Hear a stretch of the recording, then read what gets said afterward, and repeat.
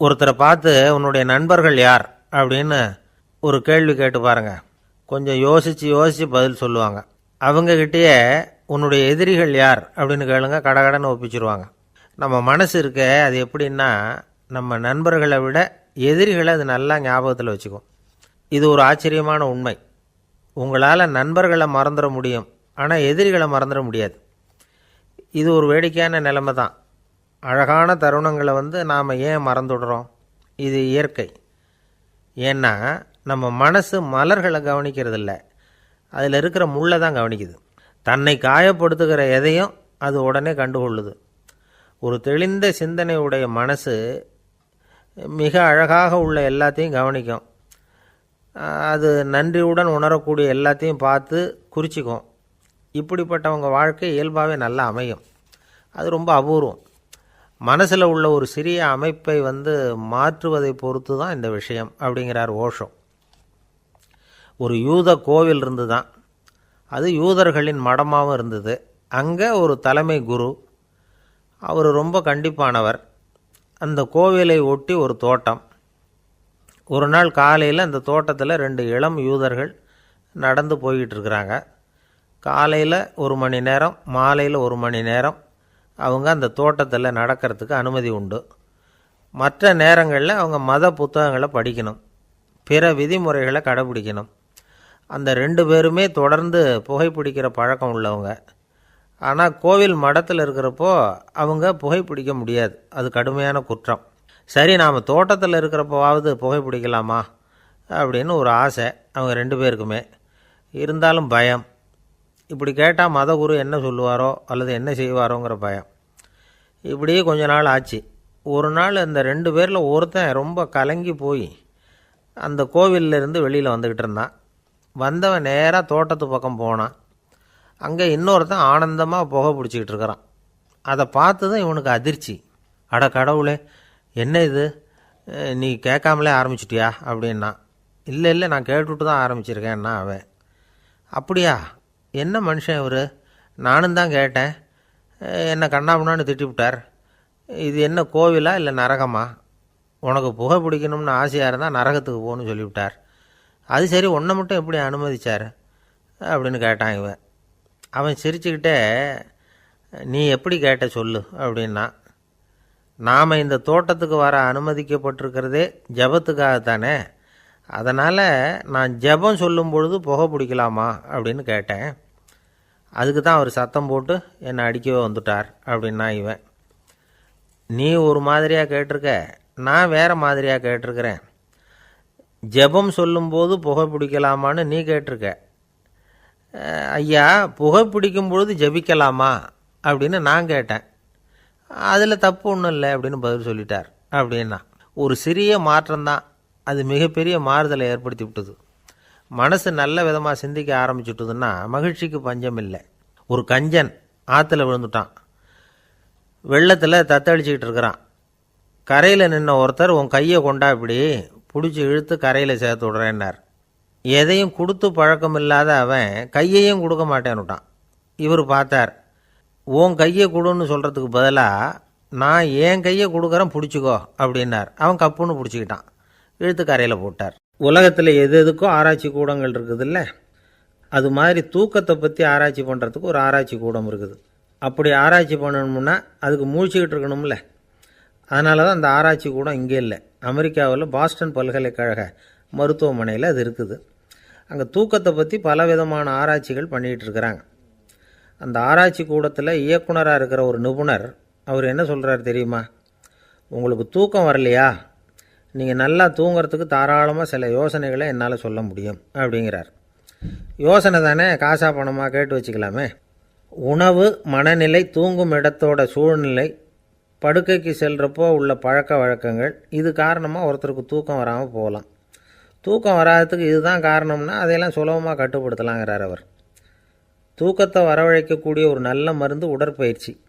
ஆனால் ஒன்று, படுக்க போகிற நேரத்தில் இது மாதிரி உடற்பயிற்சிகள் எல்லாம் செய்யக்கூடாது. கொஞ்சம் முன்னாடி பகல்லையே இந்த பயிற்சிகளை செய்கிறது நல்லது. தூக்கம் வராமல் அவதிப்படுறவங்க பிற்பகல் நேரங்களில் காஃபி, டீ இது மாதிரி பானங்களை சாப்பிடக்கூடாது. மது அருந்துறது கூட தூக்கத்தை பாதிக்கும். வெது வெதுப்பான நீரில் குளிக்கிறது, தியானத்தில் ஈடுபடுறது, ஓய்வாக இருக்கிறது, படுக்கிறது, அதாவது படுக்கிறதுக்கு முன்னாடி ஒரு குவளை பால் சாப்பிட்றது, இதெல்லாம் தூக்கத்தை வரவழைக்கிறது ரொம்ப உதவியாக இருக்கும். இன்னொரு விஷயம் என்னென்னா, தூங்கி ஆகணுமேங்கிற கவலை வேண்டியதில்லை. அப்படி நினச்சி கவலைப்படுறதை விட்டுடணும். தூக்கம் வரலையா, உடனே படுக்கையை விட்டு எழுந்திருக்க வேண்டியது. வெளியில் வாங்க, வேறு ஏதாவது வேலையில் ஈடுபடுங்க, கொஞ்சம் நேரம் உலாவுங்க, அல்லது ஏதாவது ஒரு புஸ்தகத்தை எடுத்து படிங்க. களைப்பு ஏற்பட்டால் மறுபடியும் படுக்கைக்கு போங்க. தூக்கம் தானாக வந்துடும்.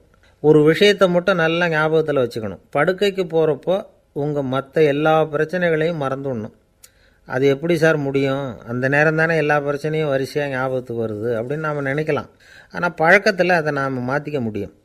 கொஞ்சம் முயற்சி பண்ணணும், அவ்வளோதான். இது எல்லாமே ஆராய்ச்சி பண்ணி பார்த்துட்டு அந்த நிபுணர் சொல்கிற கருத்து தான். இன்னொரு விஷயமும் அவர் சொல்கிறார்.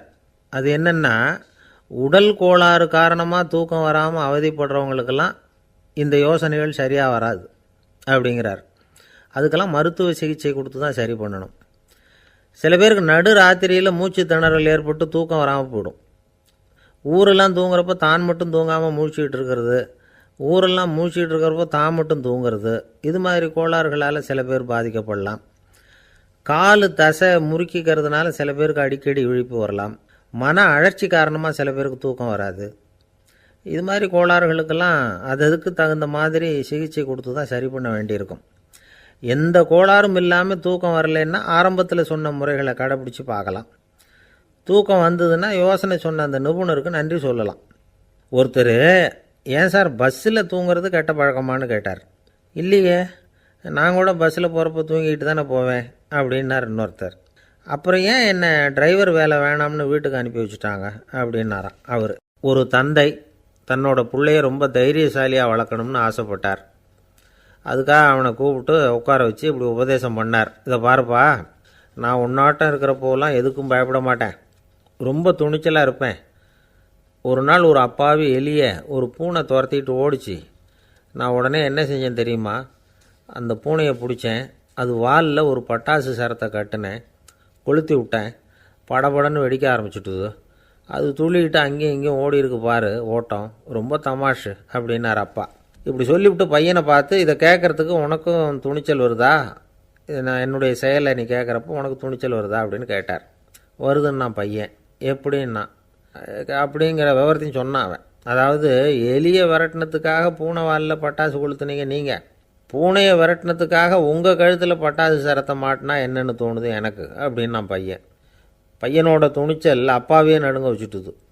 அது சரி, ஒரு அப்பா பிள்ளைக்கு இப்படியா உபதேசம் பண்ணுறது? எல்லாருக்கிட்டையும் அன்பாக பழகிறது எப்படி அப்படின்னு சொல்லி கொடுக்கணும். பிஞ்சு உள்ளங்களில் நஞ்சை தூவலாமா? ஒரு நாள் விநாயகர் ஒரு பூனையோடு விளையாடிக்கிட்டு இருந்தாராம். அப்படி ஆசையாக விளையாடிக்கிட்டு இருந்தப்போ அவரோட கை நகம் தவறுதெல்லாம் பூனையோட முகத்தில் பட்டுட்டு தான். அது ஒரு சின்ன கீரலை உண்டாகி விட்டுது. அப்பா அவர் அதை ஒரு பெருசாக நினைக்கல. கொஞ்ச நேரத்துக்கு அப்புறம் விநாயகர் வீட்டுக்கு வந்தார். அவங்க அம்மா பார்வதி தேவியை பார்த்தார். பார்வதி தேவி கன்னத்தில் விரலால் கீறினது மாதிரி ஒரு அடையாளம் இருந்தது. விநாயகருக்கு அதிர்ச்சி, ஆச்சரியம். நம்ம அம்மா இந்த உலகத்துக்கே தாயார், அப்பேற்பட்ட அவங்க முகத்திலேயே கீறலை உண்டாக்கக்கூடியவங்க யாராக இருக்க முடியும் அப்படின்னு யோசனை பண்ணார். தாயே, உன்னுடைய கன்னத்தில் இந்த வடு எப்படிம்மா ஏற்பட்டதுன்னு கேட்டார். குழந்தாய், இது நீ செஞ்ச காரியம்தான்ப்பா, உன்னுடைய கை நகம் கீறினதுனால ஏற்பட்ட வடு தான் இது அப்படின்னாங்க அவங்க. விநாயகர் திடுக்கிட்டு போட்டார். எப்படிம்மா அது? நான் எந்த காலத்துலேயும் ஒன்று அப்படி கீறினதாக எனக்கு நினைவு இல்லையே அப்படின்னார். இன்னைக்கு காலையில் ஒரு பூனையை கீறினதை நீ மறந்துட்டியா அப்படின்னாங்க அந்த அம்மா. விநாயகர் திகைச்சு போய் நின்னார். பார்வதி தேவி சொன்னாங்க, இதை பார்ப்பா, இந்த உலகத்தில் இருக்கக்கூடிய எல்லா உயிர்கள்லேயும் நான் இருக்கிறேன், நான் தான் இந்த உலகமாக ஆகியிருக்கிறேன். ஆகையினால நீ யாரை துன்புறுத்தினாலும் அது உண்மையிலேயே என்ன துன்புறுத்தினதாக தான் முடியும் அப்படின்னாங்க. விநாயகர் மனசுக்குள்ளே ஒரு வெளிச்சம் ஏற்பட்டு தான். அதுக்கப்புறம் அவர் யாரையுமே கல்யாணம் பண்ணிக்காததுக்கு அதுதான் காரணமாக. இந்த உலகத்தில் எல்லாரையும், இங்கே இருக்கிற எல்லாத்தையும் தாயின் வடிவமாக அவர் பார்க்க ஆரம்பிச்சிட்டாராம். குருதேவர் ராமகிருஷ்ணர் இந்த கதையை எடுத்து சொல்லியிருக்கிறார். நபிகள் நாயகம் ஒரு தடவை ஒரு நாற்காலியில் உட்காந்து என்னமோ யோசனை பண்ணிகிட்டு இருந்திருக்கிறார். அப்போ அவரோட உடையில் ஒரு கீழ்ப்பகுதி தரையில் படிஞ்சு கிடந்திருக்குது. அங்கே விளையாடிக்கிட்டு இருந்த ஒரு பூனை அது மேலே வந்து படுத்து தூங்கி போச்சு. தொழுகை செய்ய வேண்டிய நேரம் வந்துட்டது. நபிகள் நாயகம் எழுந்திருக்க பார்த்தார். அப்போ தான் பூனை தன்னோட உடை மேலே படுத்து தூங்கிட்டு இருக்கிறது கண்ணில் படுது. பூனையோட தூக்கத்தை கலைக்க விரும்பல அவர். தன்னுடைய சகோதரியை கூப்பிட்டார். ஒரு கத்திரிக்கோல் எடுத்துகிட்டு வர சொன்னார். பூனை படுத்திருந்த உடைப்பகுதி மட்டும் இருக்குல்ல, அதை மட்டும் அதோட கத்திரிச்சு விட்டுட்டு அதுக்கப்புறம் அவர் எழுந்திரிச்சு தொழுகைக்கு போனாராம். அதாவது பிற உயிர்கள்கிட்ட எப்படி அன்பு காட்டணுங்கிறத பெரியவங்க எவ்வளவோ விதத்தில் நமக்கு எடுத்து காட்டியிருக்கிறாங்க. இருந்தாலும் எத்தனை பேர் மனசில் அதெல்லாம் உரைச்சிருக்குது. நாமளும் நம்ம ட்ரெஸ்ஸு மேலே ஒரு பூனை படுத்திருந்தா ஒரு கத்திரிக்கோலை தான் தேடுவோம், எடுத்துகிட்டு வர சொல்லுவோம். துணியை வெட்டுறதுக்கு பதிலாக இல்லை அதோட வாழை வெட்டினா என்ன அப்படின்னு தோணும். ஒரு ஆள் ரொம்ப பிரியமாக ஒரு பூனையை ஆற்றுல குளிப்பாட்டிக்கிட்டு இருந்தானா. எப்படி? அந்த பூனையை ஆற்று தண்ணியில் அமுக்கி அமுக்கி குளிப்பாட்டிக்கிட்டு இருக்கிறான். அந்த வழியாக போன பெரியவர் ஒருத்தர் இதை பார்த்தார். இதை பார்ப்பா, பூனையை அது மாதிரி ஆற்று தண்ணியில் அமுக்கி குளிப்பாட்டாத, மூச்சு திணறி செத்து போடும் அப்படின்னு அட்வைஸ் பண்ணார். நீ போய் அவன் வேலையை பார்த்துக்கிட்டு, எனக்கு எல்லாம் தெரியும்னு ஆயிவேன். சரின்னு அவர் போயிட்டார். கொஞ்ச நேரம் கழித்து அவரே அந்த வழியாக திரும்பி வந்துக்கிட்டு இருந்தார்.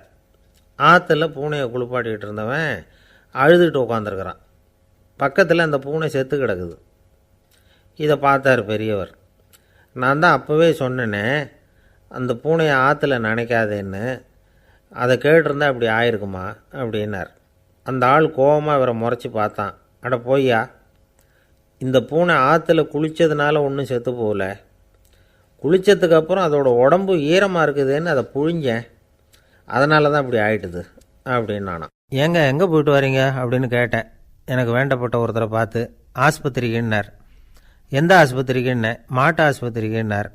என்ன விஷயம்னே? மாமனாருக்கு உடம்பு சரியில்லை, அதுதான் மாட்டு ஆஸ்பத்திரிக்கு போயிட்டு வரேன்னார். அட பாவி, அதுக்கு அந்த ஆஸ்பத்திரிக்காக போவாங்க அப்படின்னு ஆச்சரியமா. அட அது இல்லைப்பா, முதல்ல எங்கள் குடும்ப டாக்டர் தான் தேடிக்கிட்டு போனேன். அவர் அந்த நேரத்தில் அவர் வளர்க்குற நாய்க்குட்டிக்கு உடம்பு சரியில்லைன்னு சொல்லி அதை தூக்கிக்கிட்டு மாட்டு ஆஸ்பத்திரிக்கு போயிட்டாராம் சொன்னாங்க. அதனால் அங்கே போய் அவரை சந்தித்து விஷயத்தை சொல்லிவிட்டு வர்றேன்னார். அப்புறம் தான் எனக்கு கொஞ்சம் நிம்மதியாக இருந்தது. பொதுவாக நமக்கு தெரிஞ்ச வரையில் டாக்டர்கள் 2 வகை. நமக்கு வைத்தியம் பண்ணுற டாக்டர்கள் ஒரு வகை, நம்மக்கிட்ட இருக்கிற ஆடு மாடு கோழிக்கு வைத்தியம் பண்ணுற டாக்டர்கள் ஒரு வகை. இப்போ தான் எனக்கு தெரியும் இன்னொரு வகையான டாக்டர்களும் உண்டுங்கிறது. அது யாருன்னா பூச்சிகளுக்கு வைத்தியம் பண்ணுற டாக்டர்கள், அதாவது பூச்சி டாக்டர்கள். வெளிநாடுகளில் அப்படிலாம் கூட சில பேர் இருக்கிறாங்க. பிரிட்டனில் யார்க்ஷயர் வட்டாரத்தில் ராதர்ஹாம் அப்படின்னு ஒரு ஊர். அங்கே ஒரு விலங்கியல் மருத்துவர், பேர் டாக்டர் லான்ஸ் ஜெப்சன். அவர் ஆஸ்பத்திரி வாசலில் பார்த்தீங்கன்னா தினமும் நிறைய பேர் நின்றுக்கிட்டு இருப்பாங்க. கையில் கண்ணாடி குடுவை, தகர டப்பா இப்படி ஏதாவது இருக்கும். அதுக்குள்ளே ஏதாவது பூச்சிகள் இருக்கும். அதுக்கு வைத்தியம் பண்ணுறதுக்காக வந்தவங்க தான் அவங்கெல்லாம். சிலந்தி பூச்சி, பல்லி, தேளு, பாம்பு இப்படி ஏதாவது இருக்கும். பொழுதுபோக்காக சில பேர் நாய், பூனை, கிளி, மைனா, புறா இப்படி ஏதாவது வளர்க்குறாங்கல்ல, அது மாதிரி இப்போல்லாம் தேளு, பல்லி, பாம்பு, பூச்சி இதையெல்லாம் வளர்க்க ஆரம்பிச்சிட்டாங்களாம். இது ஒரு புது ஃபேஷன். இப்போ கூண்டுக்குள்ளே டப்பாக்குள்ளே போட்டு வளர்க்குறது, அதுக்கு ஏதாவது நோய் வந்துட்டுதுன்னா வைத்தியம் பண்ணுறதுக்கு டாக்டர்கிட்ட வந்துட வேண்டியது, இப்படி இந்த பழக்கம்லாம் நிறையா வந்துட்டுது. ரத்தம் உறிஞ்சிற அட்டைகள் கூட இவங்ககிட்ட வைத்தியத்துக்கு வருதான். சிலந்திகளில் செங்கால் சிலந்தின்னு ஒரு வகை. மத்திய அமெரிக்க காடுகளில் இது அதிகம். சிலந்திகள்லேயே ரொம்ப விலை உசந்தது இந்த ரகம்தான். கால்களில் சிவப்பு கோடுகள் இருக்கும். இந்த இனம் இப்போ குறைஞ்சிக்கிட்டே வர்றதுனால சர்வதேச விதிகளின்படி இவற்றின் ஏற்றுமதி இறக்குமதிக்கு தடை விதிக்கப்பட்டிருக்குது. அதனால் இதை வளர்க்குறவங்க வீட்டுக்குள்ளேயே இனவிருத்தி மூலமாக பெருக்கி விற்பனை பண்ணிட்டு வராங்களாம். அந்த வகை சிலந்திகள் தான் இப்போ வைத்தியத்துக்கு அதிகமாக வருதான். சரி, இதுக்கெல்லாம் எப்படி வைத்தியம் பண்ணுறாங்க?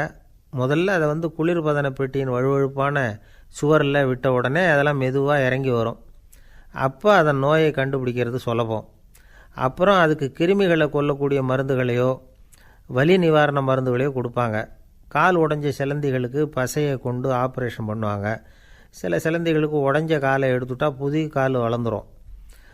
சிலந்திகளை மனிதர்கள் கையில் எடுக்கிறப்போ அது பயந்து போய் கீழே குதிக்குது, அதனால் கால் உடஞ்சி விடுது, இல்லைன்னா வயிறு சேதமடையுது. அந்த நிலைமையில் வர்ற சிலந்திகளுக்கு மயக்க மருந்து கொடுத்து ஆப்ரேஷன்லாம் கூட பண்ணுறாங்களாம். பார்த்திங்களா பூச்சிகளுக்கு வந்த வாழ்வே. நம்ம ஊர்லேயும் வீடுகளில் பூச்சிகள் வளர்க்குறது உண்டு. ஒருத்தர் வந்தார், எனக்கு 3000 கரப்பாம்பூச்சி அவசரமாக தேவைப்படுது, எங்கே கிடைக்கும்னு கேட்டார். கரப்பாம்பூச்சியா, அது என்னத்துக்குன்னு கேட்டோம். அது வேறு ஒன்றும் இல்லை, நான் குடியிருக்கிற வாடகை வீட்டை காலி பண்ண போகிறேன். வீட்டு சொந்தக்காரர் என்ன சொல்கிறாருன்னா, இந்த வீட்டுக்கு நான் குடி வந்தப்போ எப்படி இருந்ததோ அதே நிலைமையில் விட்டுட்டு போகணும்னு வீட்டுக்காரர் சொல்லியிருக்கிறார், அதனால தான் கேட்டேன் அப்படின்னார். ஒரு ஆள் ராமகிருஷ்ணரை தேடி வந்தான். அவன் கையில் 1000 பொற்காசுகள் வச்சுருந்தான். அதை அவர்கிட்ட கொடுத்து இதை ஏற்றுக்கணும் அப்படின்னு ரொம்ப பணிவாக கேட்டுக்கிட்டான். அவர் பார்த்தார், இது எனக்கு தேவையில்லை, ஆனாலும் உன்னுடைய மனசை புண்படுத்துறதுக்கு நான் விரும்பலை, அதனால் நீ கொடுக்குறத வாங்கிக்கிறேன்னார். வாங்கிக்கிட்டார். அப்புறம் கேட்டார், இதை பாரு, இனிமேல் இதெல்லாம் என்னுடையது தானே அப்படின்னார். ஆமாம், அதையெல்லாம் நான் உங்களுக்கே கொடுத்துட்டேன் அவன். சரி, இப்போ நீ எனக்காக ஒரு காரியம் பண்ணணும்னார். என்ன செய்யணும்னு சொல்லுங்கன்னா, இந்த நாணயங்களையெல்லாம் எடுத்துக்கிட்டு போய் கங்கை நதியில் எரிஞ்சிட்டு வா அப்படின்னார். இவனுக்கு அதிர்ச்சியாக போச்சு. என்ன பண்ணுறது, இனிமேல் அது முடியாதுன்னு சொல்ல முடியாது. ஏன்னா அந்த நாணயங்களையெல்லாம் அவருக்கே கொடுத்துட்டான். இனிமேல் அதெல்லாம் இவனுடையது இல்லை. பேசாமல் அவ்வளவையும் அள்ளிக்கிட்டு ஆத்தங்கரைக்கு போனான். போனவன் ரொம்ப நேரம் திரும்பியே வரல. ராமகிருஷ்ணருக்கு சந்தேகம், என்ன ஆச்சு அந்த மனுஷனுக்கு, காசுகளோடு அந்த கங்கையில் குதிச்சுட்டானா, போகும்பொழுதே ஒரு மாதிரியாக தான் போனான், போய் என்னன்னு பார்த்துட்டு வாங்க அப்படின்னார். அங்கே இருந்த ஒருத்தர் ஓடி போய் பார்த்தார். அவர் போய் பார்க்கும்பொழுது அவன் அங்கேயே இருந்தான். அதுக்கப்புறம் அவர் திரும்பி வந்தார். விவரத்தை சொன்னார்.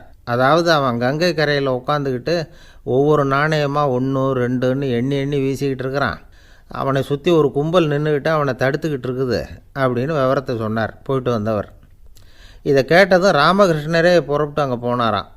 என்ன இப்படி பண்ணிகிட்ருக்கிற, நான் உன்னை அந்த நாணயங்களை கங்கையில் வீசி எறிய சொன்னேன், நீ ஏன் அதை எண்ணிக்கிட்டு இருக்கிற அப்படின்னார். பழக்கம்தான் காரணம், நான் ஒவ்வொரு நாளும் ஒவ்வொன்றா சேமித்து வச்சேன். இன்றைக்கி என்கிட்ட நிறைய இருக்குது, உங்களுக்கு ஒரு 1000 நாணயங்களை கொடுக்கணுங்கிறது என்னோடய ஆசை அப்படின்னா. இப்போ ராமகிருஷ்ணர் சொன்னார், ஒரே நேரத்தில் எல்லாத்தையும் சம்பாதிச்சிருந்தா நீ எண்ணுறது பொருத்தமாக இருக்கும். எல்லாத்தையும் இழக்கும்போது ஒவ்வொன்றா எண்ணிக்கிட்டு இழக்கிறதுங்கிறது சரியான செயல் இல்லை. அதனால் ஒரே தடவையாக எல்லாத்தையும் தூக்கி எறிஞ்சிடும் அப்படின்னார். இது இழப்பது அப்படிங்கிற ஒரு உயர்ந்த நிலை. இதை நாம் யதார்த்த வாழ்க்கையில் சம்மந்தப்படுத்தி பார்த்து குழப்பிக்கிட்டு இருக்கக்கூடாது. இழக்கிறேன்னு சொல்லிக்கிட்டு இருக்கிற காசையெல்லாம் ஆற்றுலையும் குளத்துலையும் கொண்டு போய் எரிஞ்சிட்டு வாங்க அப்படின்னு உபதேசம் பண்ணுறதாக யாரும் நினச்சிடக்கூடாது. இதில் நாம் புரிஞ்சிக்க வேண்டியது என்னென்னா, எதையாவது ஒன்றை இன்னொருத்தருக்கு கொடுக்கணும் அப்படின்னு விருப்பப்பட்டால் அதை மனப்பூர்வமாக கொடுத்துடணும். கொடுத்துட்டு அதையே நினச்சிக்கிட்டு இருக்கக்கூடாது. நம்மால் ஒருத்தர் ஒரு 100 ரூபா நோட்டை தன்னுடைய நண்பர் ஒருத்தர்கிட்ட கொடுத்து, இது உனக்கு தான் வச்சுக்கோ அப்படின்னார். அவர் பார்த்தார், இது இனிமேல் எனக்கு தானே சொந்தம் அப்படின்னார். ஆமான்னார் அவர். அப்படின்னா எனக்காக நீ ஒரு உதவி செய்யணும்னார். சொல்லுங்கள் செய்கிறேன்னார் அவர். இந்த 100 ரூபா நோட்டை தீ வச்சு கொளுத்தி விடுன்னார். இவர் அதிர்ச்சியாகி அவரை பார்த்தார். இப்போ அவர் சொன்னார், நீ எனக்கு அன்பாக கொடுத்தது இது, இந்த நோட்டு கள்ள நோட்டுங்கிறது எனக்கு முன்னாடியே தெரியும், சீக்கிரம் கொளுத்தி விடு, அதுதான் நம்ம 2 பேருக்குமே நல்லது அப்படின்னாராம் அவர். பிரம்மத்தை அறிந்தவன் பிரம்மமாகிறான் அப்படின்னு ஒரு பெரியவர் பேசினார் ஒரு கோவிலில். தைத்திரிய உபனிஷத்து அப்படி சொல்லுதான். இதை கேட்கும் பொழுது நமக்கு ஒரு சந்தேகம் வரும். அது எப்படி, பிரம்மத்தை அறிந்தவன் பிரம்மமாகிறான்னா, சிங்கத்தை அறிந்தவன் சிங்கமாகிறானா, தோசையை அறிந்தவன் தோசை ஆகிறானா? இப்படிப்பட்ட சந்தேகம் நமக்கு வர்றதில் ஒன்றும் ஆச்சரியம் இல்லை. இது இயற்கை. இதுக்கும் அந்த பெரியவரே பதில் சொல்கிறார். சிங்கம் வேற, நாம் வேற. அதனால் சிங்கத்தை அறிந்தவன் சிங்கமாக மாட்டான். ஆனால் பிரம்மம் வேற, நாம் வேற இல்லை. அதனால் பிரம்மத்தை அறிந்தவன் பிரம்மமாகிறான் அப்படிங்கிறது அவரோட விளக்கம். மனிதன் அவன்தான் தான் பிரம்மங்கிறது தெரியாதனால தான் அதை வேறு எங்கேயோ தேடிகிட்டு இருக்கிறான். கடைசியில் அது தான் தாங்கிறது புரிஞ்சுக்கிற பொழுது அவன் பிரம்மம் ஆகிடுறான்.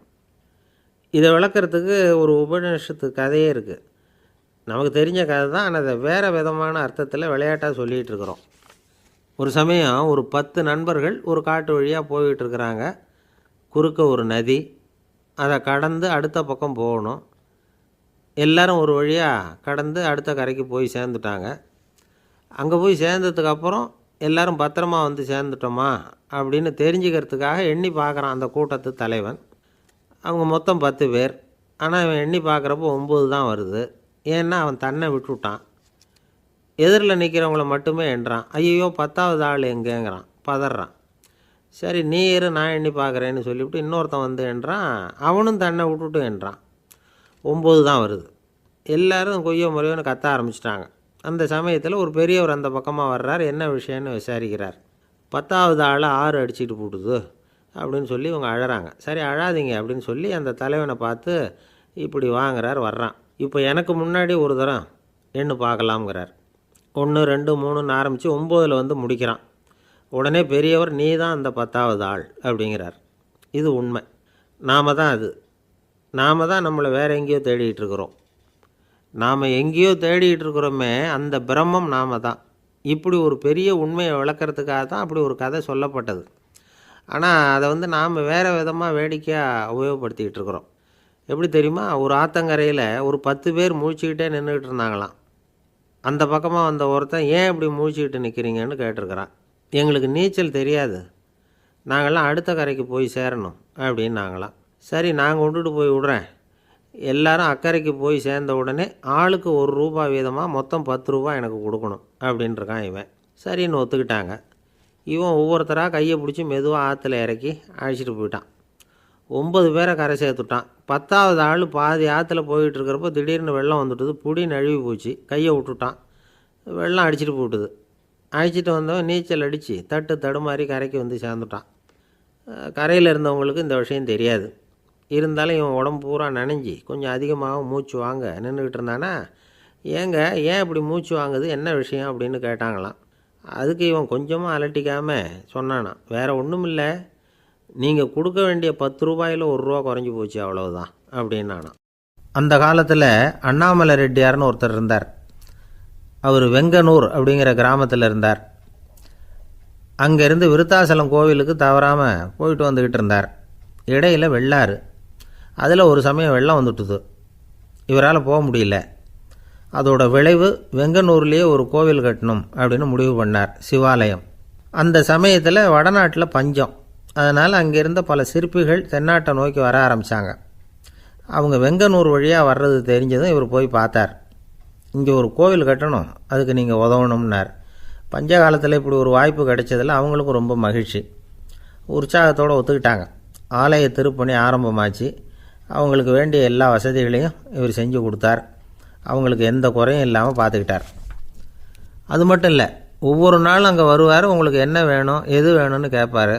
ஏதாவது குறை இருந்தால் சொல்லுவாங்க, உடனே தீர்த்து வைப்பார். இவரும் கேட்பார், எந்த குறையாக இருந்தாலும் என்கிட்ட சொல்லுங்க அப்படின்னு சொல்லுவார். அதை தவிர இவராகவே கவனித்தும் அவங்களுக்கு என்னென்ன தேவைங்கிறத கண்டுபிடிச்சி அதையெல்லாம் வந்து கொடுத்துக்கிட்டு இருப்பார். என்ன தேவைன்னாலும் அதை நிறைவேற்றி வச்சுருவார். அந்த சிற்பிகளின் தலைவன் ஒருத்தன், அந்த ஆளுக்கு வெத்தலை பாக்கு போடுறது பழக்கம். இதை தெரிஞ்சுக்கிட்டு அதுக்காகவே ஒரு ஆளை வந்து ஏற்பாடு பண்ணார். வேணுங்கிறப்போலாம் நீ வந்து வெத்தலை சீவல் மடித்து கொடுக்க வேண்டியது உன் வேலை அப்படின்னு ஒருத்தனை ஏற்பாடு பண்ணிட்டார். இப்படியெல்லாம் செஞ்சதும் அவங்களுக்கும் ரொம்ப உற்சாகம். ரொம்ப பொறுப்பாக சிற்ப வேலைகளை செஞ்சுக்கிட்டு இருக்கிறாங்க. ஒரு நாள் என்னாச்சு தெரியுமா? அந்த சிற்பிகளின் தலைவன் ரொம்ப நுணுக்கமாக ஒரு வேலையை செஞ்சுக்கிட்டு இருக்கிறான். சாரம் போட்டு அது மேலே படுத்துக்கிட்டு அண்ணாந்து பார்த்து உச்சியில் நுணுக்கமான சிற்பங்களை உருவாக்கிக்கிட்டு இருக்கான். சிற்பியின் கவனம் செதறப்படாதுங்கிறதுனால இவர் மெதுவாக சத்தம் போடாமல் கிட்ட போய் நின்று அதை கவனிச்சிக்கிட்டு இருக்கிறார். அந்த சிற்பி வழக்கம் போல் வெத்தலை பாக்குக்காக இடது கையை கீழே நீட்டினான். அந்த சமயம் பார்த்து அவருக்கு தாம்பூலம் கொடுக்குறவன் அங்கே இல்லை, எங்கேயோ போயிருக்கிறான். அண்ணாமலை ரெட்டியார் என்ன பண்ணார் தெரியுமா? தனக்காக கொடுக்கப்பட்ட தாம்பூலத்தை வாங்கி சிற்பியின் கையில் கொடுக்குறார். அவன் வாங்கி போட்டுக்கிட்டான். இது என்ன இன்னைக்கு வெத்தலை சீவல் வேறு மாதிரி இருக்குது, வாசனை தாம்பூலமாக இருக்குது அப்படின்னு யோசனை பண்ணிவிட்டு கீழே திரும்பி பார்க்குறார். பார்த்தா ரெட்டியார் மறுபடியும் சிற்பி கை நீட்டும் பொழுது கொடுக்கறதுக்காக தாம்பூலத்தை மடித்து வாங்கி வச்சுக்கிட்டு தயாராக நிற்கிறார். சிற்பிக்கு அதிர்ச்சி. உடனே பொத்துன்னு கீழே குதிச்சான். ஐயா, என்ன இது நீங்களா அப்படின்னா. இவர் சொன்னார், நான் ஒன்றும் தப்பு பண்ணலையே, உன்னுடைய கை புண்ணியம் செஞ்ச கை, கோயில் கட்டுற கை, அந்த கைக்கு தாம்பூலம் கொடுக்கறதுல என்ன தப்பு அப்படின்னாராம். ஏற்கனவே பஞ்சத்தில் அடிபட்டு வந்த எங்களை நீங்கள் ஆதரித்ததே பெரிய விஷயம். இந்த செயல் வந்து என்னை ஒரு பெரிய கடனாளி ஆக்கிவிட்டுது. ஐயா, எங்களுக்கு வந்து உணவு உடை இதை மட்டும் நீங்கள் கொடுத்தா போதும், ஊதியம்னு எதுவும் வாங்க மாட்டோம் அப்படின்னு நானும். அந்த சிற்பி எவ்வளவோ வற்புறுத்தியும் எதுவும் வாங்கிக்கலையாம். இந்த செய்தியை தமிழ் தாத்தா டாக்டர் ஊவேசா சொல்லியிருக்கிறார். அந்த காலத்தில் எப்படிப்பட்டவங்கள்லாம் வாழ்ந்துருக்கிறாங்க பாருங்கள். இந்த காலத்தில் ஒருத்தர் கோவில் கட்டினார், வேலை செய்கிற எல்லாருக்கும் சாப்பாடு போடுவார், சிற்ப வேலை செஞ்சுட்டு சாப்பிட வர்ற ஒவ்வொருத்தர் கையையும் அன்பாக பிடிச்சி முத்தம் கொடுத்து உள்ளே அனுப்புவார். அந்த கைகளுக்கு நீங்கள் கொடுக்குற மரியாதையா அது அப்படின்னு கேட்டாங்க. அது இல்லைங்க, ஏற்கனவே முதல் பந்தியில் சாப்பிட வந்தவன் மறுபடியும் வர்றானான்னு கண்டுபிடிக்கிறதுக்காக கையை பிடிச்சி மோந்து பார்க்குறேன் அப்படின்னாராம் அவர். ஒருத்தர் அவசரமாக போய்கிட்டு இருந்தார். எங்கே போய்கிட்டு இருக்கீங்க அப்படின்னு கேட்டார் ஒரு பெரியவர். கடைக்கு போகிறேன் சார், சாமான் வாங்கிறதுக்கு அப்படின்னார். அங்கே போகிறதுக்கு முன்னாடி தெரிஞ்சிக்க வேண்டியதெல்லாம் தெரிஞ்சுக்கிட்டீங்களா அப்படின்னு கேட்டார் பெரியவர். கடைக்கு போய் காசை கொடுத்து ஒரு பொருளை வாங்கிட்டு வரப்போகிறோம், இதில் தெரிஞ்சிக்க வேண்டியது என்ன இருக்குது அப்படின்னார் அலட்சியமாக. இப்போ அந்த பெரியவர் பேச ஆரம்பித்தார். இந்த உலகத்தில் எந்த ஒரு செயலில் இறங்குறப்பவும் நாம் நல்லா ஆலோசனை பண்ண வேண்டிய விஷயம் 5 அப்படின்னார். உதாரணமாக, ஒருத்தன் கடைக்கு போய் ஏதோ ஒரு பொருளை வாங்கிட்டு வர போகிறான்னு வச்சுக்கங்களேன். அப்போ கூட அவன் 5 விஷயங்களை பற்றி தெரிஞ்சுக்க வேண்டியிருக்குது அப்படிங்கிறார் அவர். முதல்ல அந்த பொருள் எப்படிப்பட்டது அப்படிங்கிறத தெரிஞ்சுக்கணும். ரெண்டாவதாக தன்னை பற்றியும் தெரிஞ்சுக்கணும். அப்போ தான் அந்த பொருள் தனக்கு தேவையா இல்லையா அப்படிங்கிறத புரிஞ்சுக்க முடியும். மூணாவதாக தெரிஞ்சுக்க வேண்டியது ஒன்று இருக்குது. அது என்னென்னா, அந்த பொருளை அடையிறதுக்கு வழி என்ன அப்படிங்கிறத தெரிஞ்சுக்கணும். அதாவது எவ்வளவு பணம் கொடுத்தா அது கிடைக்கும், இது மாதிரியான விஷயங்கள். நாலாவதாக அந்த பொருளை அடையிறது மூலமாக நாம் அடையக்கூடிய பயன் என்ன அப்படிங்கிறதையும் உணரணும். அஞ்சாவது, அந்த பொருளை அடையிறதுல இருக்கக்கூடிய தடை எது அப்படிங்கிறதையும் நாம் தெரிஞ்சுக்கணும். பெரியவர் பேசுகிறது ஏதோ தத்துவம் மாதிரி தெரியுது இல்லையா? தத்துவம்தான். அதாவது இப்படி உலகியல் வாழ்க்கையில் சின்ன சின்ன விஷயங்கள்லேயே நாம் 5 விஷயங்களை தெரிஞ்சுக்க வேண்டியிருக்குது. அது ரொம்ப அவசியமாக இருக்குது. பேரின்ப நிலைன்னு சொல்கிறாங்கள்ல, அது மாதிரி பெரிய சமாச்சாரங்கள்லேயும் இந்த 5 விஷயங்களை நாம் தெரிஞ்சுக்க வேண்டியிருக்குது. அதுக்கு பேர் என்னன்னா அர்த்த பஞ்சகம். வைணவ சமயத்தில் அர்த்த பஞ்சகம்ங்கிறது ரொம்ப பெரிய விஷயம். கடைக்கு போகிறது மாதிரி கடவுளை பார்க்க போகிறப்பவும் நாம் 5 விஷயங்களை தெரிஞ்சுக்கணுமா. முதல்ல பரம்பொருள் அப்படிங்கிறது என்ன, அதோட தன்மைகள் என்ன, இதை தெரிஞ்சுக்கணும். இதுக்கு பேர் என்னென்னா பரமாத்ம ஸ்வரூபம் அப்படின்னு பேர். ரெண்டாவது, நாம் யார், நம்மோட தன்மை என்ன அப்படிங்கிறத தெரிஞ்சுக்கணும். நான் யாருன்னு எனக்கே தெரியலங்கிறப்போ இதை நான் சொல்கிறேன்னு இது என்னுடையதுன்னு சொல்கிறது தப்பு தானே. அப்புறம் மூணாவது விஷயம், பரம்பொருளை நாம் அடையிறதுக்கு வழி எது, இதை தெரிஞ்சுக்கணும். இது உபாய ஸ்வரூபம் அப்படின்னு பேர். நாலாவது விஷயம், நாம் அடைய வேண்டிய பயன்கள் என்ன அப்படிங்கிறது தெரிஞ்சுக்கிறது. இதுக்கு புருஷார்த்தம் அப்படின்னு பேர். அஞ்சாவது, அந்த பயனை அடைய விடாமல் தடுக்கிற தடைகள் யாவை அப்படிங்கிறத தெரிஞ்சுக்கிறது. இது விரோதி ஸ்வரூபம். இதைத்தான் தடையியல் அப்படின்னு சொல்கிறாங்க. அதாவது பரமாத்மாவை பற்றிய அறிவு, ஜீவாத்மாவை பற்றிய அறிவு, உபாயம் பற்றிய அறிவு, புருஷார்த்தம் பற்றிய அறிவு, இந்த 4 அறிவுக்கும் எதிரடையாக, அதாவது அதையெல்லாம் தப்பாக புரிஞ்சுக்கிறதால உண்டாகக்கூடிய அறிவு விரோதி ஸ்வரூபம். என்ன இது தகவலில் ஏதாவது கதை சொல்லுவீங்கன்னு பார்த்தா ஏதோ தத்துவம் பேசிகிட்டு இருக்கிறீங்களே அப்படின்னு நினைக்கலாம். இதுவும் தெரிஞ்சிக்க வேண்டிய ஒரு பெரிய விஷயந்தான். காதில் போட்டு வச்சா எப்போவாவது உபயோகப்படும். என்னுடைய நண்பர் ஒருத்தர் ஒரு நாள் என்கிட்ட சொன்னார், சார், அடுத்த மாதம் தஞ்சாவூரில் ஒரு கல்யாணம், போகிறதா வேண்டாமா அப்படின்னு ஒரே குழப்பமாக இருக்குது அப்படின்னார். நான் உடனே இந்த அர்த்த பஞ்சக உபதேசம் பண்ண ஆரம்பித்தேன். அவர் எல்லாத்தையும் பொறுமையாக கேட்டுவிட்டு, சரி சார், நான் போகிறதுன்னு முடிவு பண்ணிவிட்டேன்னார். எப்படி இந்த முடிவுக்கு வந்தீங்க அப்படின்னு கேட்டேன். அவர் சொன்னார், சார், அந்த 2வது பாயிண்ட் ஒன்று சொன்னீங்களே, அதை புரிஞ்சுக்கிட்டதுக்கு அப்புறம்தான் இந்த முடிவுக்கு வந்தேன் அப்படின்னார். என்ன 2வது பாயிண்ட்டுன்னு? அதாவது தன்னை பற்றி புரிஞ்சுக்கணும் அப்படின்னு சொன்னீங்க. உடனே என்னை பற்றி புரிஞ்சுக்கிட்டேன், நான் யாருங்கிறது எனக்கு தெரிஞ்சுது, உடனே போகிறது தான் நல்லதுன்னு முடிவு பண்ணிவிட்டேன்னார். நீங்கள் யாருன்னு கேட்டேன். நான் தான் சார் அந்த கல்யாணத்தில் தாலி கட்ட வேண்டிய மாப்பிள்ளை அப்படின்னார்.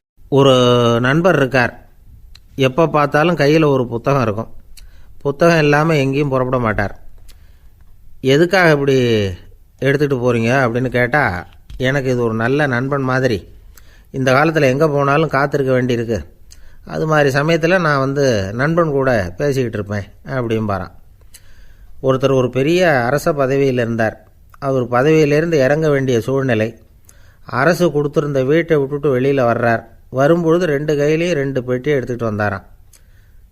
சார் உங்களுடைய உடைமைகள் அப்படின்னு கேட்குறாங்க அங்கே இருந்த ஊழியர்கள். இவர் தன்னுடைய கையில் இருக்கிற பெட்டியை காட்டி இதுதான் என்னுடைய சொத்து அப்படின்னாராம். ஒரு பெட்டியில் அவருடைய உடைகள், இன்னொரு பெட்டியில் அவர் விரும்பி படிக்கிற புத்தகங்கள், அவ்வளவுதான். இதுதான் இருந்துதான். புத்தகம் படிக்கிறது மனசுக்கு நல்லதுங்கிறது நமக்கு தெரியும். புத்தக வாசிப்பு உடம்புக்கும் நல்லதுங்கிறாங்க. அது நமக்கு ஆச்சரியமாக தான் இருக்குது. ஒரு நபர் ஒரு வருஷத்தில் சராசரியாக 2000 பக்கங்களை படிச்சிருக்கணுமா, யுனெஸ்கோ பரிந்துரை. ஆனால் நம்ம நாட்டில் நாம் சராசரியாக படிக்கிறது 32 பக்கங்கள், அவ்வளவுதான். இவ்வளவுக்கும் நம்ம நாட்டில் 6000த்துக்கும் மேற்பட்ட நாளேடுகள், 2000த்துக்கும் மேற்பட்ட இதழ்கள், மலர்கள், இவ்வளவு இருந்தும் சரியாக வரல. இந்த உலகத்தில் முதல் நூலகம் எங்கே எப்போ ஆரம்பமாச்சு தெரியுமா? கிமு 2500ஆம் ஆண்டில் அது ஆரம்பமாயிருக்குது. பாபிலோனியாவில் அமில் அணு அப்படிங்கிற அரசன் தான் நூலகத்தை உருவாக்கி இருக்கிறான். அப்போல்லாம் தாள் கிடையாது, களிமண் தான். களிமண் பலகைகளில் எழுதி அது தொகுத்து அப்படியே நூலாக்கி அதை நூலகத்தில் வச்சுருப்பாங்களாம். அரசருடைய நூலகத்தில் 1000த்துக்கும் மேற்பட்ட நூல்கள் இருந்ததாக வரலாற்று குறிப்பு இருக்குது. அது மட்டும் இல்லை, அந்த நூலகத்தில் பொருள் வாரியாக, அதாவது சப்ஜெக்ட் வாரியாக புத்தகங்களை வகைப்படுத்தி வச்சுருந்தாங்களாம். அதில் மிச்சம் இருந்த ஒரு 25 களிமண் பலகை புத்தகங்கள் இன்றைக்கும் பிரிட்டிஷ் அருங்காட்சியகத்தில் இருக்குதான். அச்சு தாள் இதெல்லாம் ஏற்பட்டதுக்கப்புறம் அமைக்கப்பட்டது தான் பிரான்சில் இருக்கக்கூடிய பாரிஸ் நூலகம். 1480 பிரெஞ்சு மன்னர் 11ஆம் லூயி இந்த நூலகத்தை அமைச்சாராம். ஆனால் அப்போல்லாம் அரசர்கள் மட்டும்தான் நூலகத்தை பயன்படுத்த முடியுமா. அதுக்கப்புறம் 17ஆம் நூற்றாண்டில் இந்த முறை மாறி பொதுமக்கள் அங்கே போகலாம், படிக்கலாம் அப்படிங்கிற நிலைமை தான். போட்லியன் நூலகம் அப்படின்னு அதுக்கு பேர், பாரிஸ் நகரத்தில் இருக்குது. அங்கே தான் நூல்களின் பட்டியல் தயாரிப்பு பணி ஆரம்பமாச்சு. கல்வி வளர்ச்சியையும் நூலகத்தையும் இணைச்சவர் நெப்போலியன் போனபார்ட். முன்பணம் செலுத்தி புத்தகத்தை படிக்கிற முறையையும் அவர் தான் கொண்டுகிட்டு வந்தாராம். மக்கள்கிட்ட வசூலிக்கிற வரியின் ஒரு பகுதியை நூலகத்துக்கு பயன்படுத்தினவரும் அவர் தானா. நெப்போலியன் நூலகத்தில் உலகத்தில் உள்ள எல்லா மொழி நூல்களும் இருக்குதான். அங்கே ஒரு தமிழ் நூலும் இருந்திருக்குது. அது என்னென்னா கம்பராமாயணம். சோவியத் யூனியனுக்கு படையெடுத்து போனப்போ அங்கேருந்து லட்சக்கணக்கான புத்தகங்களை இந்த பனிச்சறுக்கு வாகனங்கள் இருக்குல்ல, அதில் கொண்டுகிட்டு வந்ததாக வரலாறு. அடுத்தபடியாக குறிப்பிட்டு சொல்லத்தக்க நூலகம் எதுன்னா பிரிட்டிஷ் நூலகம். மிக பழைய கையெழுத்து பிரதியெல்லாம் கூட அங்கே இருக்குது. 1753 ஆரம்பமாச்சு. அதில் உள்ள நூல்களை வரிசையாக அடுக்கினா 180 கிலோமீட்டர் நீளத்துக்கு வருமா. மிகப்பெரிய நூலகம் அமெரிக்க தலைநகர் வாஷிங்டனில் இருக்குதான். இந்தியாவை பொறுத்த வரைக்கும் பெரிய பழைய நூலகம் எதுன்னா கல்கத்தா நூலகம். எல்லா இந்திய மொழி நூல்களும் இங்கே உண்டு. மகாகவி பாரதியார் நடத்தின இந்தியாங்கிற இதழின் எல்லா பிரதிகளும் அங்கே பாதுகாப்பாக இருக்குது. படிக்கும் பழக்கம் இங்கே வளர வேண்டியிருக்குது. ஒருத்தர்கிட்ட ஒரு புஸ்தகத்தை கொடுத்து விமர்சனம் எழுத சொல்லியிருந்தாங்க. கொஞ்ச நாள் கழித்து அவரை போய் பார்த்து, என்னங்க புஸ்தகத்தை படித்து பார்த்தீங்களா அப்படின்னு கேட்டாங்களாம். இதுக்கு அவர் சொல்லியிருக்கிறார், இன்னும் நான் படித்து பார்க்கலிங்க, இப்போ தானே விமர்சனமே எழுதி முடிச்சிருக்கிறேன், இனிமேல் தான் படிக்கணும் அப்படின்னாராம். ஐயா, என்னுடைய நூல் வெளியீட்டு விழாவுக்கு அவசியம் நீங்கள் வரணும் அப்படின்னு கூப்பிட்டார் ஒருத்தர். எப்போ வரணும்னு கேட்டேன். அடுத்த வாரம்னார். சரி, புத்தகம் தயாராகிட்டுதா அப்படின்னேன். நாளைக்கு தான் அச்சிக்க கொடுக்க போகிறேன்னார். என்னங்க இது, புத்தகம் அச்சிடுறதுக்கு முன்னாடியே அழைப்புதழை அச்சடிச்சு விட்டீங்களே அப்படின்னு கேட்டேன். அதனால் என்னங்க, அந்த காலம் மாதிரி அப்போல்லாம் அச்சுக்கலை எவ்வளவோ முன்னேறியாச்சுங்க. Linotype, monotype, phototype, laser, இப்படி என்னென்னமோ வந்தாச்சு. இன்றைக்கி கொடுத்தா நாளைக்கே புத்தகம் தயார் அப்படின்னார். இப்படி இந்த அளவுக்கு முன்னேறி இருக்கிற இந்த அச்சுக்கலை ஆரம்பத்தில் எப்படி இருந்தது தெரியுமா? அந்த காலத்தில் காகிதம்னா என்னென்னே தெரியாது. அப்படி ஒன்று கண்டுபிடிக்கப்படவே இல்லை. அப்போல்லாம் எதையாவது ஒன்று எழுதணும்னா அதுக்கு ஆட்டு தோலை தான் பயன்படுத்தி இருக்கிறாங்க. கண்ணுக்குட்டி தோல் கூட அதுக்கு உபயோகப்பட்டு தான். ஐரோப்பாவில் இருந்த பாதிரியார்கள் தோலில் எழுதப்பட்ட புத்தகத்தை தயாரிக்கிறதுல ரொம்ப கெட்டிக்காரங்களாம். எகிப்து, அப்புறம் மத்திய தரைக்கடல் ஓரத்தில் உள்ள நாடுகள், இங்கே எல்லாம் தோல் தான் எழுது பொருளாக பயன்பட்டு வந்திருக்குது. ஆனால் நம்ம நாட்டில் ஓலைச்சுவடிகளை எழுத்துக்கு பயன்படுத்தி இருக்கிறாங்க. எழுதுறதுக்கு தோலை பயன்படுத்தினவங்க பிறகு பேப்பரைஸ் அப்படிங்கிற கோரை புல்லை அதுக்கு பயன்படுத்தினாங்களாம். இதெல்லாம் அப்படி கொஞ்சம் கொஞ்சமாக கண்டுபிடிச்சிட்டு வந்திருக்கிறாங்க. அந்த புல்லை கச்சிதமாக நறுக்க வேண்டியது, நல்லா பதப்படுத்த வேண்டியது, அதுக்கப்புறம் அதில் எழுத வேண்டியது, அவ்வளவுதான். பேப்பருங்கிற சொல்லே இந்த பேப்பைரஸ் அப்படிங்கிறதுலேருந்து வந்தது தான். அதுக்கப்புறம் தான் காகிதம் வந்தது. இதை முதல்ல சீன நாட்டில் தான் கண்டுபிடிச்சாங்க. அது வந்த பிறகு அச்சு எந்திரம் கண்டுபிடிக்க வேண்டிய அவசியம் ஏற்பட்டது. அதை கண்டுபிடிச்சவர் ஜெர்மானிய அறிவியல் அறிஞர் ஜான் கூட்டன்பர்க். அச்சு கலைக்கு அடித்தளம் அமைச்சவர் அவர் தான். ஜெர்மனியில் மெயின்ஸ் அப்படிங்கிற ஊரில் 1399 பிறந்தார். அவரோட மாமன் ஒருத்தர் உலோக வேலையில் வல்லவர். அவர்கிட்ட அந்த வேலையை கற்றுக்கிட்டார். அதோட வைர கற்களை பட்டை தீட்டுறதுலேயும் ரொம்ப தேர்ச்சி பெற்றிருந்தார். இளம் வயசுலேயே சும்மா இருக்க மாட்டாராம். எதை செஞ்சாலும் அதை திறமையாக செய்வாராம். அவர் தான் முதல்ல மர அச்சு எழுத்துக்களை உருவாக்கினார். அது மேலே மை தடவி பிரதிகள் எடுத்தார். அதுக்கப்புறம் உலோக எழுத்துக்கள், முதல்ல காரியம், அப்புறம் இரும்பு, அப்புறம் கலப்பு உலோகம், பிறகு அச்சடிக்கிறதுக்கு எந்திரம் ஒன்றையும் உருவாக்கினார். முதல்ல பைபிள் அச்சடித்தார். 1468 அவர் இறந்து போனார். 16ஆம் நூற்றாண்டில் மேலை நாடுகளிலிருந்து மர எழுத்துக்களை கொண்டுக்கிட்டு தமிழ்நாட்டில் கிறிஸ்தவ நூல்களை அச்சிட்டாங்க. அப்போல்லாம் அச்சகங்கள் போதிய அளவுக்கு இங்கே இல்லை. அதுக்கு என்ன காரணம்னா, இந்தியர்கள் அச்சகங்களை நடத்தக்கூடாது அப்படின்னு சட்டம். 1835 வரைக்கும் அந்த சட்டம் நடைமுறையில் இருந்தது. இந்த நிலைமையில் அங்கேயும் இங்கேயுமா 1-2 அச்சகங்கள் ஆரம்பமாச்சு. 1713 தரங்கம்பாடியில் லூத்தரன் மிஷன் அச்சகம், அதே ஆண்டில் சென்னையில் எஸ்பிசிகே அச்சகம். இது ரெண்டும் தான் இந்தியாவில் முதல்ல தொடங்கப்பட்ட அச்சகங்கள். ஆட்டுத்தோல்லையும் ஓலைச்சுவடியிலையும் எழுதப்பட்ட எழுத்துக்கள் இன்றைக்கி எங்கேயோ போயிட்டுது. ஆனால் நம்ம ஊரில் எழுத்தாளர்கள் நிலைமை தான் ஒன்றும் சொல்லிக்கிறது மாதிரி இல்லை. நம்ம ஆள் ஒருத்தர் சொன்னார், சார், நான் சொந்தத்தில் ஒரு அச்சாஃபீஸ் வச்சுருந்தேன், இப்போவும் வச்சுருக்கிறேன். அதனால் என்னுடைய படைப்புகளை புத்தகமாக வெளியிடுறதில் எனக்கு ஒன்றும் கஷ்டம் இல்லை. வருஷத்துக்கு ஒரு புத்தகம் எழுதி வெளியிட்டுருவேன். 15 வருஷமாக இலக்கிய உலகத்துக்கு இப்படி சேவை செஞ்சுக்கிட்டு வர்றேன். ஆனால் இந்த வருஷம்தான் வாசகர்கள் எனக்கு பாராட்டு விழா நடத்தியிருக்கிறாங்க அப்படின்னார். இந்த வருஷம் அப்படி என்ன விசேஷம் அப்படின்னு கேட்டோம். இந்த வருஷம்தான் நான் எந்த புத்தகம் எழுதி வெளியிடாமல் இருந்தேன், அதுக்காகத்தான் எனக்கு இந்த பாராட்டு விழா அப்படின்னார். ஊருக்கு வெளியில் அமைதியான ஒரு இடம், அங்கே ஒரு ஆசிரமம், அங்கே ஒரு சாமியார். அவர் தினமும் நல்ல போதனைகள்லாம் செய்வார். பல பேர் போய் அங்கேயே சில நாள் தங்கி இருந்து அவர் சொல்கிற அறிவுரைகளை எல்லாம் கேட்டுக்கிட்டு வர்றது வழக்கம். ஒரு தடவை அவரை பார்த்துட்டு போகிறதுக்காக 3 வெளியூர் தம்பதிகள் வந்தாங்களாம். அந்த மடத்திலேயே சாப்பிட்டுக்கிட்டு தங்கியிருந்து அவங்களுடைய போதனைகளை கேட்டுக்கிட்டு போகணுங்கிறது அவங்க நோக்கம். காலையில் குளிச்சுட்டு பூஜையில் உட்காந்தார் அந்த சுவாமி. இவங்களும் குளிச்சுட்டு அந்த பூஜையை பார்க்குறதுக்காக அவர் முன்னாடி உட்காந்தாங்க. பூஜை ஆரம்பமாச்சு. சம்பிரதாயப்படி அது ரொம்ப நேரம் நடந்துக்கிட்டே இருக்குது. இவங்களுக்கு நல்ல பசி இருந்தாலும் இந்த நேரத்தில் அதை எப்படி வெளியில் காட்டிக்கிறது? பேசாமல் இருந்தாங்க. அந்த சுவாமி பூஜையை முடித்தார். அதுக்கப்புறம் பேச ஆரம்பித்தார். பேச்சு அருமையாக தான் இருந்தது, அமிர்தமாக தான் இருந்தது. இருந்தாலும் இவங்களுக்கு இருக்கிற வயிற்று பசி அது சரியாக கவனிக்க விடலை. அந்த சுவாமியே இதை கவனித்ததா தெரியல. இவங்களுக்கு மனசுக்குள்ளே ஒரு எண்ணம், உள்ளே சாப்பாடு தயாராகிட்டு இருக்கும் போல இருக்குது, இந்த பேச்சு முடிஞ்சது நம்மளை உள்ளே அழைச்சிட்டு போய் சாப்பாடு போடுவாங்கன்னு நினைக்கிறோம் அப்படின்னு இவங்களாம் நினச்சிக்கிட்டாங்க. ஆனால் சுவாமி இதை பற்றி எதுவுமே பேசலை, கண்டுக்கலை. ஒரு அம்மாவால் அதுக்கு மேலே சும்மா இருக்க முடியுமா? முடியல. சாப்பாட்டை கவனிக்கலாமா அப்படின்னு சொல்லி மெதுவாக ஆரம்பித்தாங்க. கவனிக்கலாமே அப்படின்னு உள்ளே அழைச்சிட்டு போனார் சுவாமி. இவங்க ரொம்ப அவசரமாக எழுந்திரிச்சு உள்ளே ஓடினாங்க. அங்கே ஒரு மேஜை மேலே ஒரு கிண்ணம் மூடி இருந்தது. இதுதான் சாப்பாட்டு மேஜை போல இருக்குது, இங்கே சாப்பாடு வந்துடும் அப்படின்னு நினச்சாங்க. உடனே போய் சுற்றி உட்காந்துக்கிட்டாங்க. சுவாமி அந்த கிண்ணத்தை எடுத்து அந்த அம்மா கிட்ட கொடுத்தார். அவங்க அதை வாங்கி மூடியை திறந்து பார்க்குறாங்க. உள்ளே ஒரு சாவி இருக்குது. சரிதான், இது சமையலறை சாவி போல இருக்கு, அங்கே போய் அதை திறந்து சாப்பாட்டை நாமே எடுத்துக்கிட்டு இங்கே வச்சுக்கிட்டு சாப்பிட்ணும் போல இருக்குது அப்படின்னு நினச்சாங்க. சாவி இருக்கு இல்லையா, வாங்க பூட்டு நிறையா காட்டுறேன் அப்படின்னு சுவாமி அவங்கள அழைச்சிட்டு போனார், காட்டினார். இவங்க அந்த அறையை ரொம்ப ஆவலோடு திறந்தாங்க. உள்ளே பார்த்தா அங்கே அரிசி, பருப்பு, விதவிதமான காய்கறி எல்லாம் இருக்குது.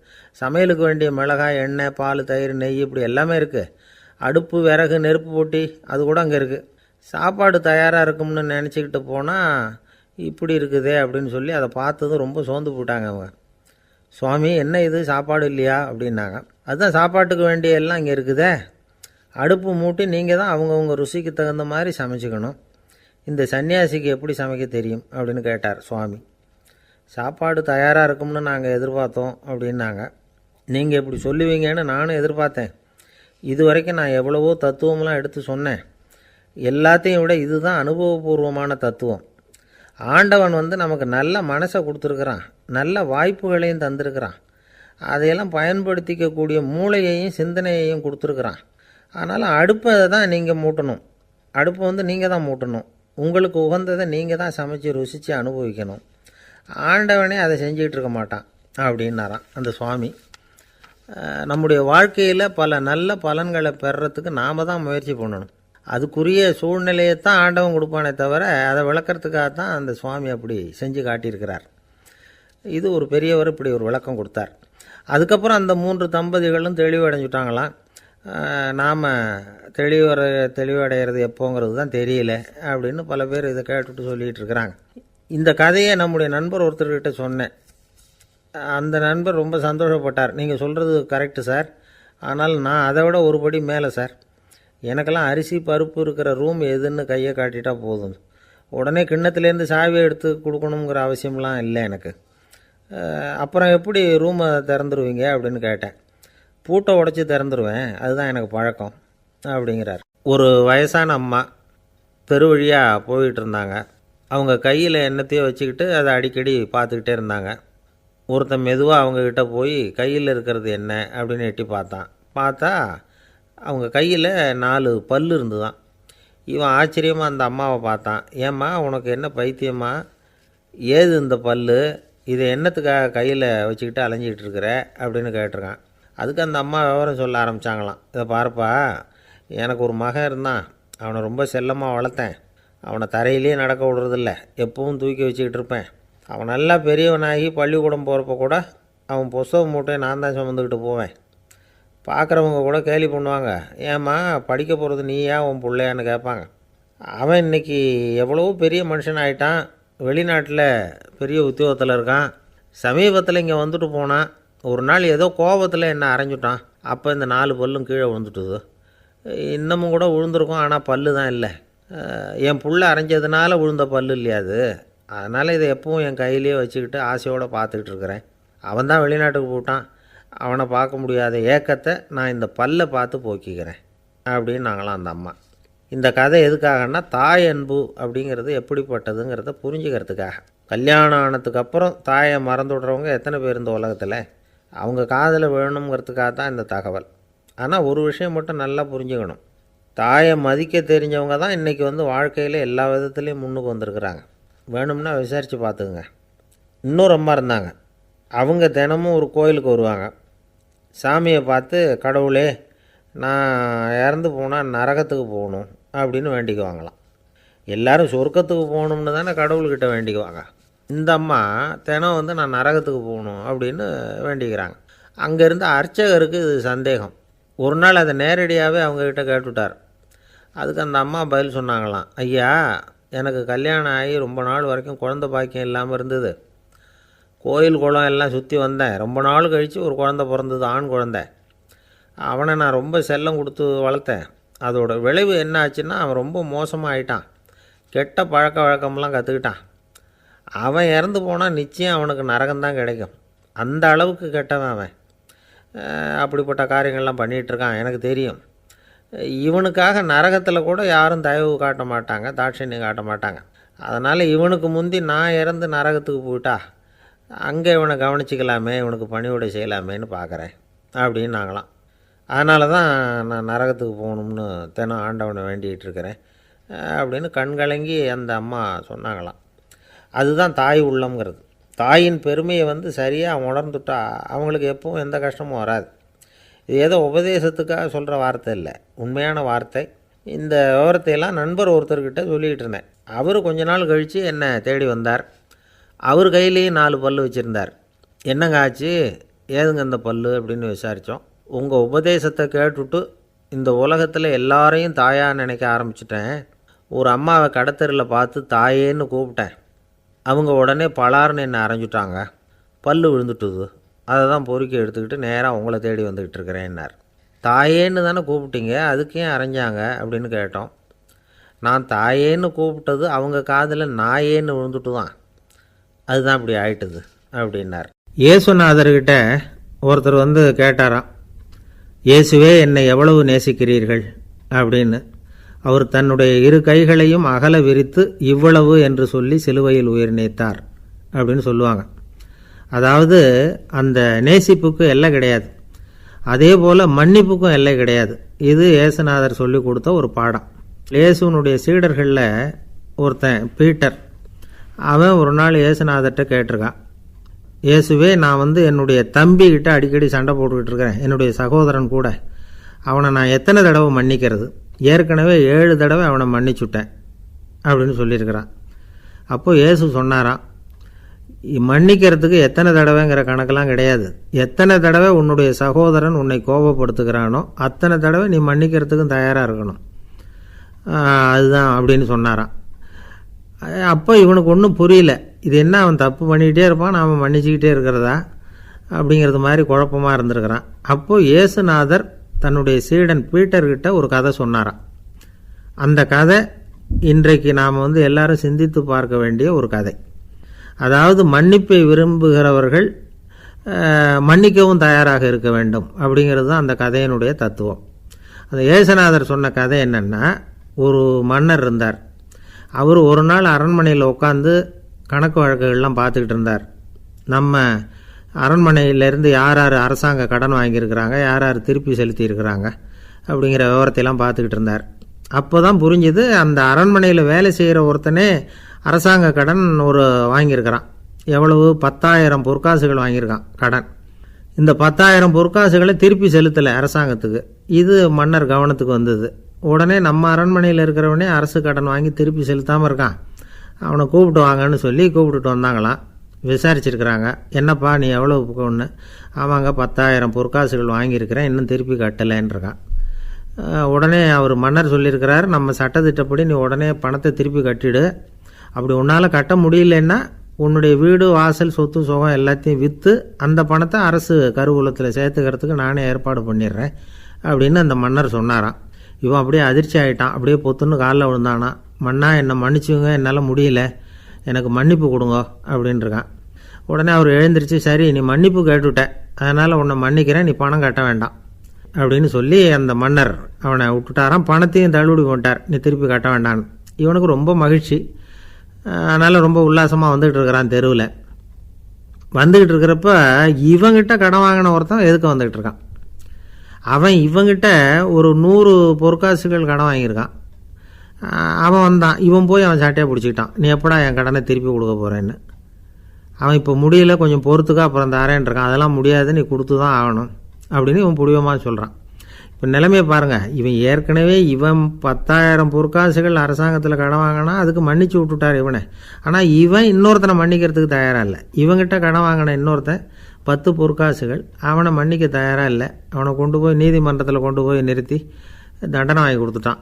நீதிபதி என்ன சொன்னார், அந்த இவன் வாங்கின பொற்காசுகளை திருப்பி கட்டுற வரைக்கும் ஜெயிலில் இருக்கணுங்கிறது தீர்ப்பு.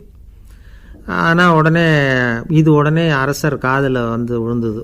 சொல்லிட்டாங்க, உங்ககிட்ட மன்னிப்பு வாங்கிட்டு போனானே ஒருத்தன், அவன் வந்து இன்னொருத்தனை மன்னிக்கிறதுக்கு தயாராக இல்லை, அவனை கொண்டு போய் ஜெயிலில் அடைச்சிட்டான் அப்படின்னு. உடனே மன்னர் பார்த்தார், இவனை மறுபடியும் கூப்பிட்டு வர சொன்னார். தபாரப்பா, நான் வந்து உன்னை மன்னிச்சு விட்டேன், ஆனால் நீ இன்னொருத்தனை மன்னிக்கிறதுக்கு தயாராக இல்லை, அதனால் என்னுடைய தீர்ப்பையும் மாற்றுறேன், நீயும் அரசு கடன் தீர்ற வரைக்கும் ஜெயிலில் தான் இருக்கணும் அப்படின்னு சொல்லி ஜெயிலுக்கு அனுப்பிச்சிட்டாராம். இப்படி ஒரு கதையை இயேசுநாதர் தன்னுடைய சீடருக்கு சொன்னதாக ஒரு வரலாறு.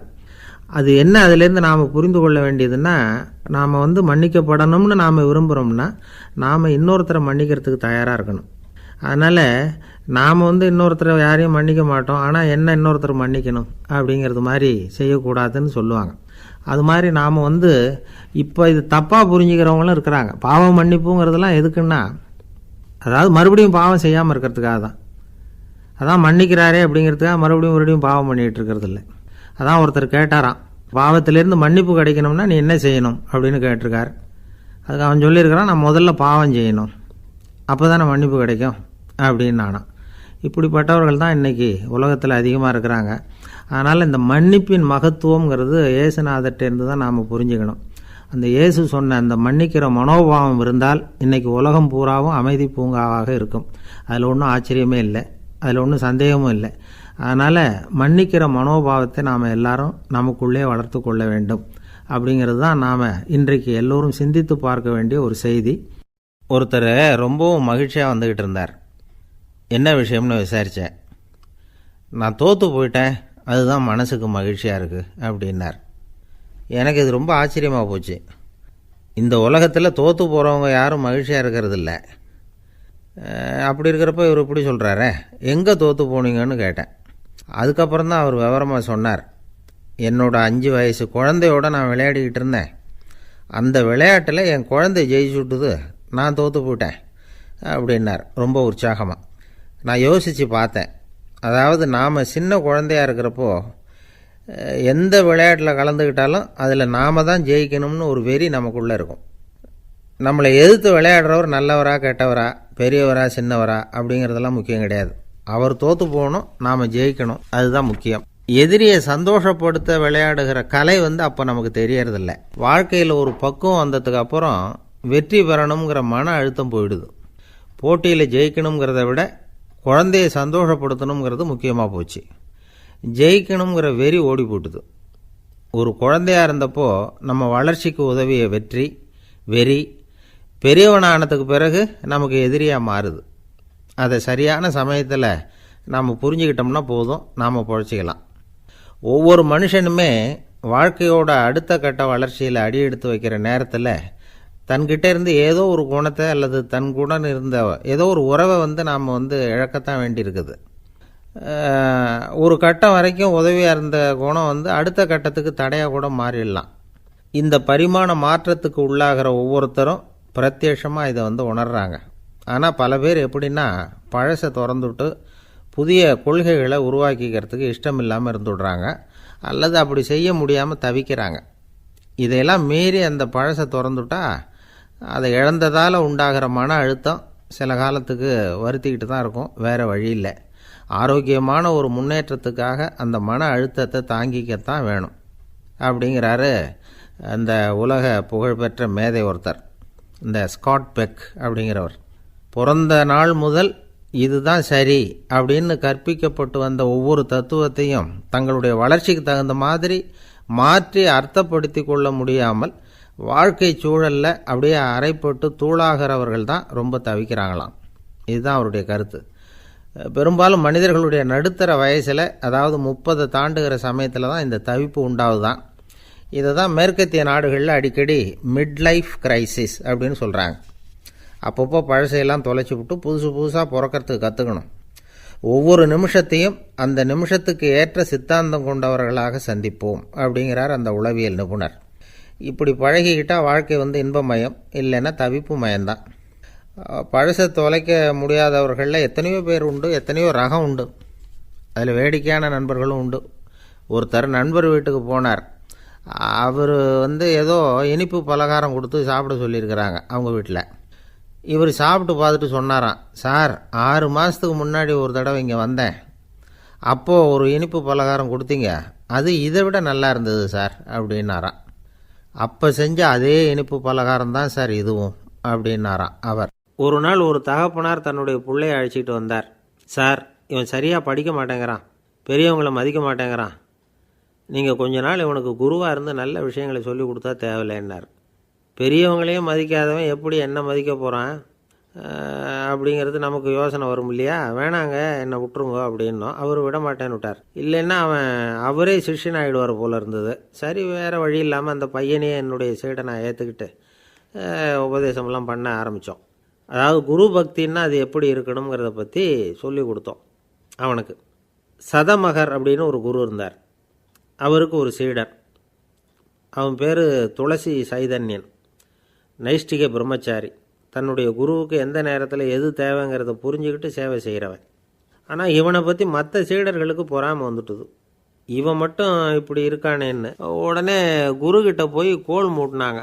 அவன் சரியில்லை, அவன் நடந்துக்கிறது சரியில்லை, அப்படி இப்படின்னு எதையாவது சொல்லி. இருந்தாலும் இதையெல்லாம் அந்த குரு நம்பலை.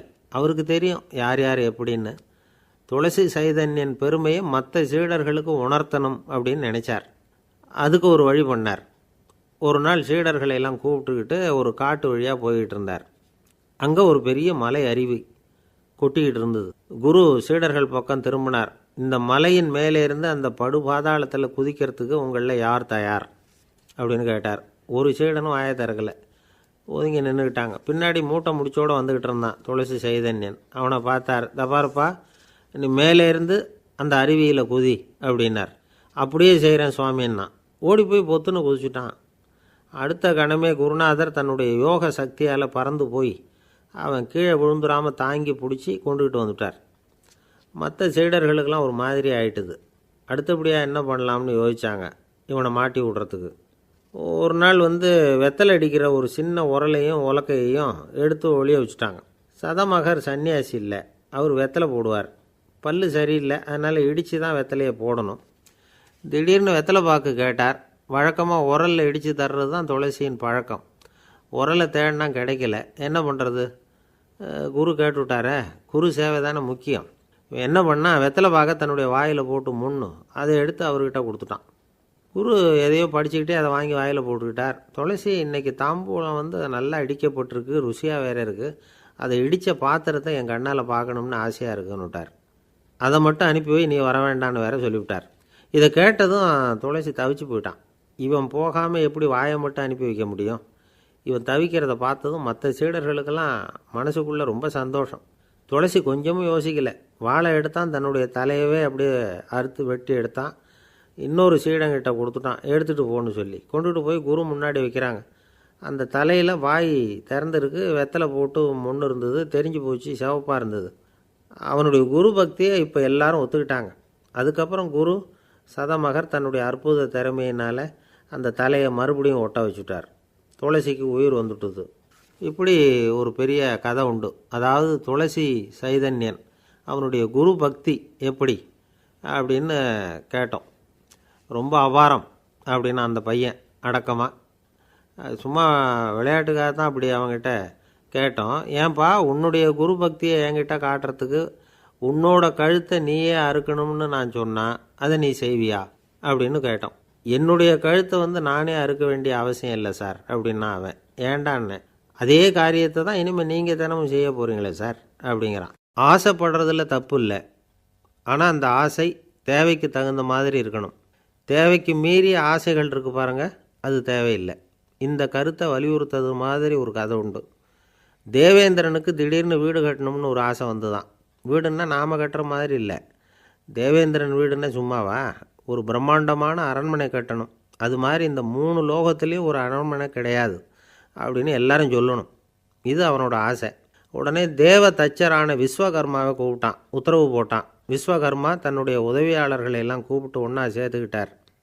படாத பாடுபட்டு ஒரு பெரிய அரண்மனையை கட்டி முடித்தார். கட்டி முடிக்க 1000 வருஷம் ஆச்சு. தேவேந்திரன் பார்க்குறான். அவனுக்கு திருப்தி ஏற்படலை. என்னுடைய அந்தஸ்துக்கு இது ரொம்ப சாதாரணமான கட்டிடம், இதை விட இன்னும் பெருசாக கட்டு அப்படின்னா.